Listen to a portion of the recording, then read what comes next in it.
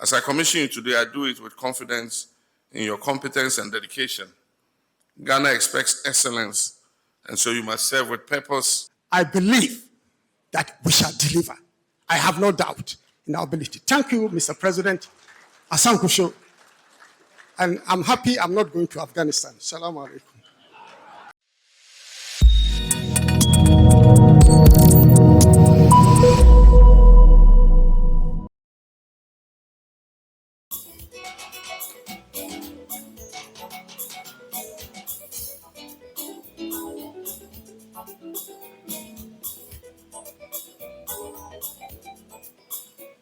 Saudi Arabia. Shall we please give him a round of applause? Lieutenant Colonel Alhaji Omar Sanda Ahmed, Ambassador Designate of the Republic of Ghana to the Republic of Mali.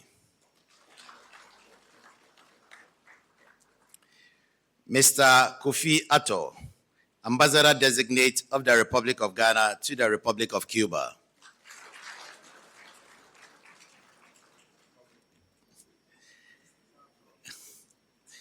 Ambassador Mrs. Regina Apiasam, High Commissioner Designate of the Republic of Ghana to the Republic of Malta.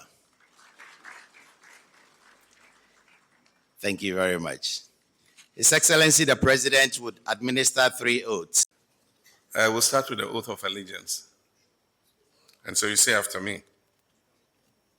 I, do in the name of the Almighty God, swear that I will bear true faith and allegiance to the Republic of Ghana as by law established, that I will uphold the sovereignty and integrity of Ghana,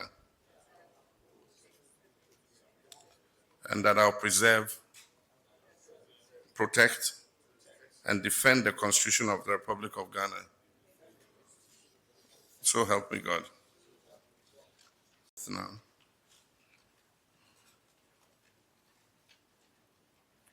And again, you say after me. We are all ambassadors, so the High Commissioner doesn't count. But you say your individual country when we get there. I,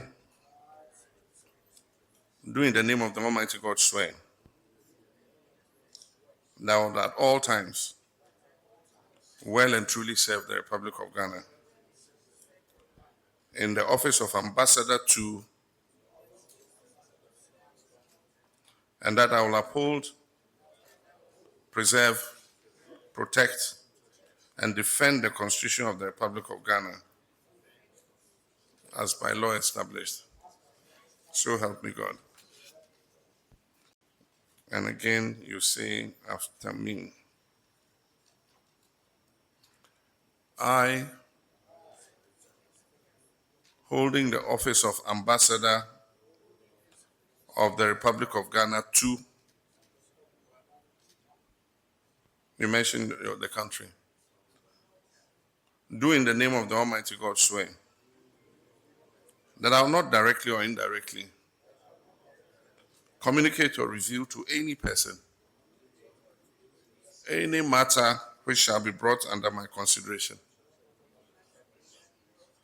or shall come to my knowledge in the discharge of my official duties, except as may be required for the discharge of my official duties or as may be specially permitted by law. So help me God. Thank you. Ambassador of Ghana to the Kingdom of Saudi Arabia. Shall we please applaud him?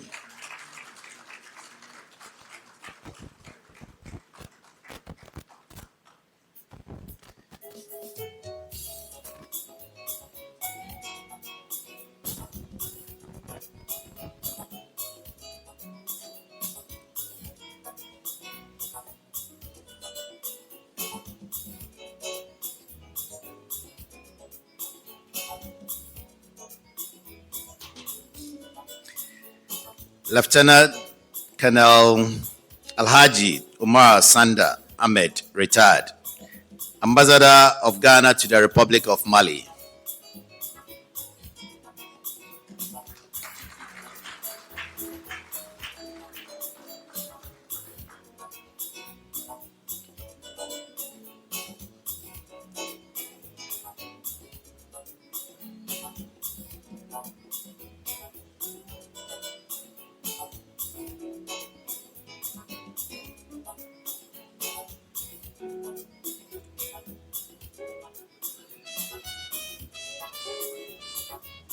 Next, we have Mr. Kofi Atto, Ambassador of the Republic of Ghana to the Republic of Cuba.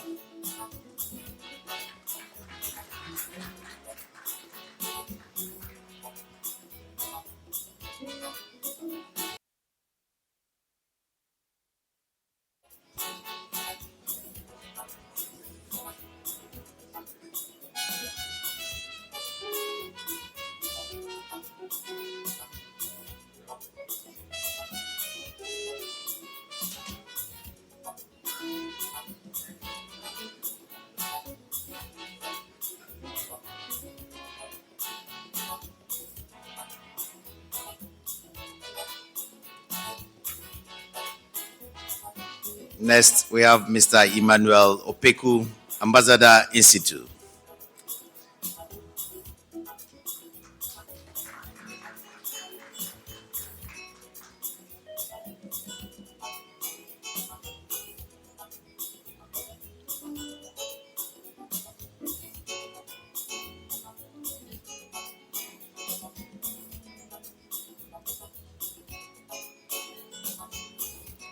Thank you.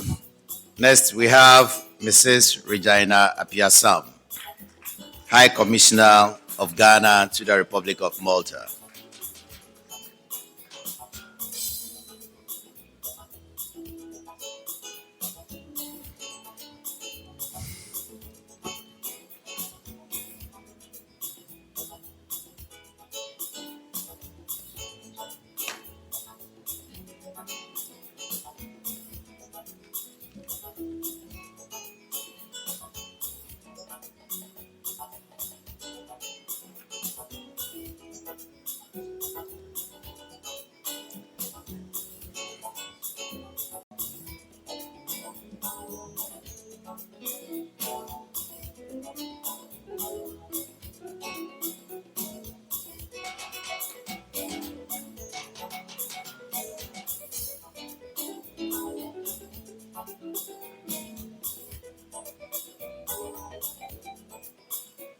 Excellency Professor Jane Nana Opoku-Agyeman, Vice President of the Republic of Ghana, the Honorable Minister for Foreign Affairs and officials of the Ministry of Foreign Affairs, senior government officials, High Commissioners and Ambassadors designates, distinguished guests, ladies and gentlemen. I warmly welcome you to the Flagstaff House for this meaningful ceremony at which I formally commission a new batch of High Commissioners and Ambassadors designates to represent the Republic of Ghana abroad. This occasion marks a solemn stage in your appointment process undertaken pursuant to my constitutional authority under Article 74(1) of the 1992 Constitution. Your appointment is not merely an honor, it is a call to high national service. From this moment onwards, you must embody Ghana's unity, its values, credibility, and aspirations, and your conduct must be national in character, above partisanship, and firmly guided by the supreme interests of the Republic of Ghana. You've been selected based on character, competence, and experience. You assume your responsibilities at a time of profound global change, when geopolitical tensions, economic realignments, technological disruptions, and climate pressures are reshaping international relations. In this environment, Ghana expects sound judgment, strategic thinking, disciplined leadership, and unwavering commitment to our national interests from you. These are the qualities modern diplomacy demands. Ghana's strong reputation as a stable democracy and a peaceful, responsible nation is the result of decades of sacrifice and national consensus. You are entrusted with safeguarding and strengthening this reputation.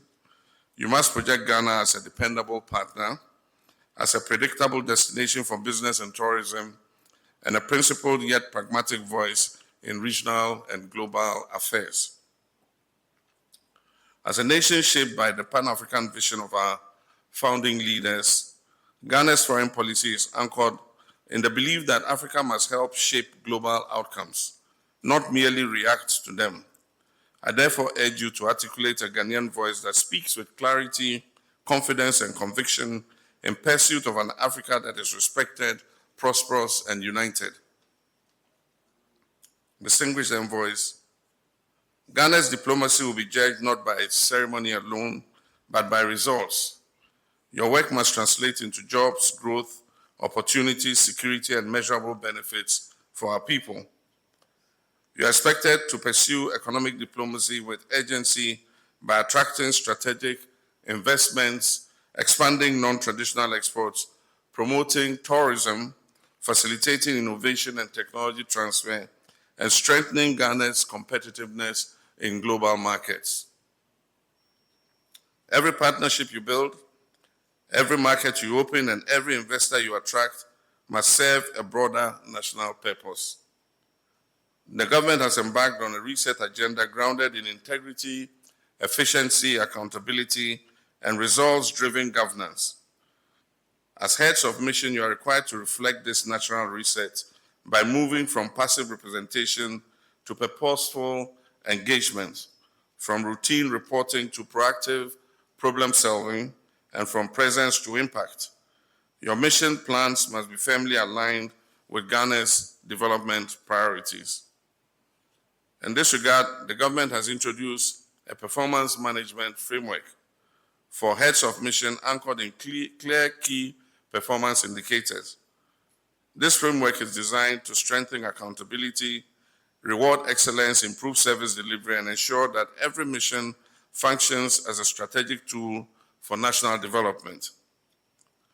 Under it, your performance will be assessed on outcomes in trade and investment, the quality of partnerships you build, the efficiency of consular services, engagement with the Ghanaian diaspora, and the prudent management of public resources.